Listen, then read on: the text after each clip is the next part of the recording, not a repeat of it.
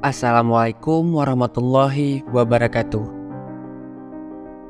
Fitnah adalah sebuah kata yang mungkin membuat kita langsung teringat dengan segala hal negatif, seperti rumor buruk, konflik, atau kekacauan. Namun, sebenarnya fitnah juga bisa dipandang sebagai sebuah tantangan atau ujian yang dapat diatasi dan bahkan dimanfaatkan untuk kebaikan. Pertama-tama, ketika kita dihadapkan pada sebuah fitnah atau tantangan, kita dapat mempergunakan kesempatan ini untuk belajar keterampilan baru dan meningkatkan kemampuan diri. Dalam situasi yang sulit, kita mungkin perlu menemukan cara baru untuk menyelesaikan masalah atau bahkan mengejar solusi yang belum pernah terpikirkan sebelumnya. Dalam proses ini, kita dapat mengembangkan keterampilan berpikir kreatif dan solutif yang dapat bermanfaat di masa depan. Ada tips-tips dalam menghadapi sebuah fitnahan.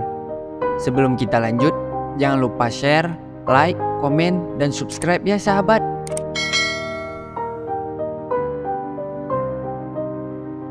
Berikut ini adalah 5 tips yang bisa kita lakukan saat difitnah oleh orang lain.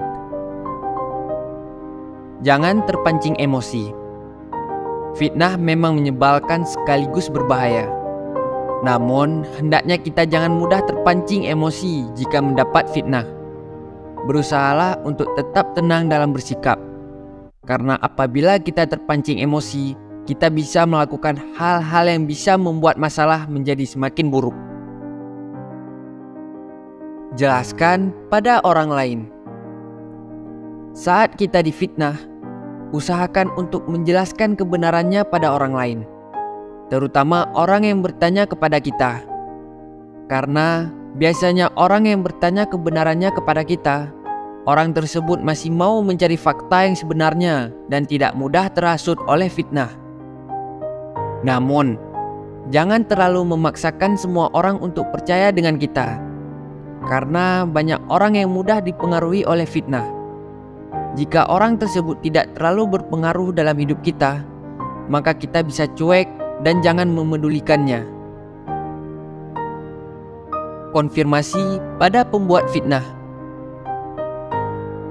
Coba cari tahu siapa yang menyebarkan fitnah yang ditujukan kepada kita. Jika sudah tahu, coba tanyakan atau konfirmasi kepada orang tersebut kenapa dia menyebarkan fitnah tersebut. Apa karena memang tidak tahu, salah paham, atau memang memiliki niat buruk? Bisa jadi dia menyebarkan fitnah tersebut karena salah paham. Dengan melakukan konfirmasi, kita bisa memberi penjelasan yang benar. Lalu kita bisa minta bantuannya untuk memulihkan nama baik kita. Hal ini jika orang tersebut tidak memiliki niat buruk terhadap kita.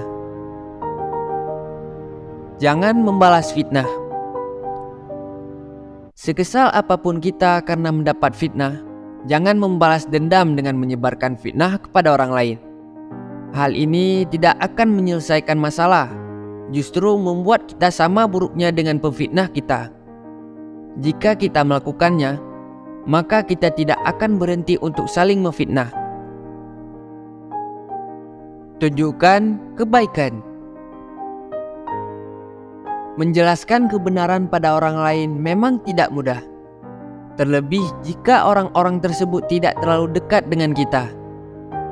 Oleh sebab itu, kita cukup menunjukkan kebaikan yang berlawanan dengan fitnah tersebut. Dengan begitu, orang akan percaya kepada kita dengan sendirinya tanpa perlu kita menjelaskan. Demikian 5 tips yang bisa kita lakukan saat menjadi korban fitnah dari orang lain. Tetap sabar, karena setiap tindakan pasti ada balasannya. Selain itu, menghadapi fitnah juga bisa memperkuat mental dan emosi kita.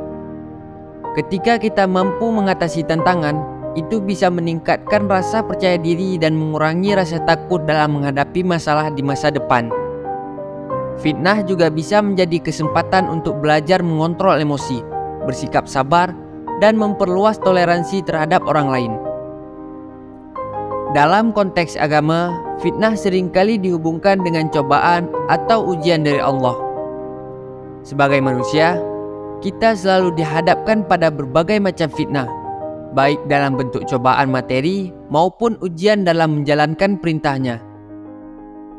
Namun, ketika kita mampu mengatasi fitnah ini dengan cara yang baik dan benar, maka kita bisa menjadi lebih dekat kepada Allah, memperkuat iman, dan memperoleh pahala. Selain itu, fitnah juga bisa menjadi pemicu untuk menumbuhkan sikap rendah hati dan introspeksi diri. Ketika kita dihadapkan pada rumor buruk atau konflik, kita mungkin akan mempertanyakan diri sendiri tentang bagaimana perilaku atau tindakan kita yang mungkin menjadi penyebab fitnah tersebut. Dengan melakukan introspeksi diri, kita bisa lebih memahami kelemahan dan kekurangan yang dimiliki dan memperbaikinya agar tidak terulang lagi di masa depan. Tentu saja, mengubah pandangan kita tentang fitnah tidaklah mudah dan membutuhkan usaha yang sungguh-sungguh. Namun, jika kita mampu memandang fitnah sebagai sebuah tantangan yang dapat diatasi dan dimanfaatkan untuk kebaikan, maka kita akan mampu menghadapi setiap masalah dengan kepala yang lebih tenang dan pandangan yang lebih positif. Selain itu, pengalaman menghadapi fitnah ini bisa menjadi sebuah cerita inspiratif dan memberikan inspirasi bagi orang lain untuk mengatasi tantangan hidup yang dihadapi.